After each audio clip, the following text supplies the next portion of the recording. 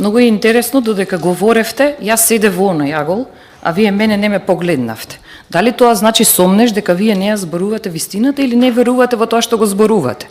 Јас верувам, почитувам колега, бидејќи сега ве гледам и ви кажувам, 50% во овој период, додека МВР го работи некој друг, многу по-професионално нека вие го работевте, многу по-професионално,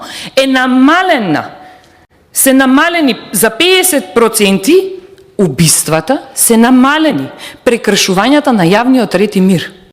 Тоа е она како статистика што еве јас сега можам да го споделам како човек кој доаѓа од фелата на образованието.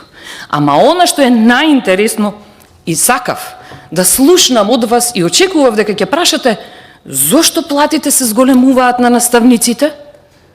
Зошто се зголемуваат? Па прашувавте за многу други работи, ама ете, не дадовте пофалба за тоа. Бидејќи, нели, треба да гледаме малку и на позитивните работи. Почитуван колега, очекував дека ќе се осврнете малце кога зборувавте и за Бехтеленка и на Електра Солушн. Дали вие тоа звучи познато или не, ќе имате можност за контрареплика да ми кажете. Инаку, Електра Солушн е фирмата која правеше надзор, каде дозволивте во ваше време да има 23 лица, иако јавно беше кажано, да работат со сомнителни договори.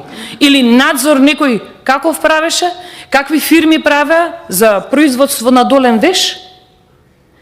Сето тоа, кога ќе се работи одговорно, со народните пари, кога ќе се работи транспарентно, со народните пари, ќе има повеќе во буџетот.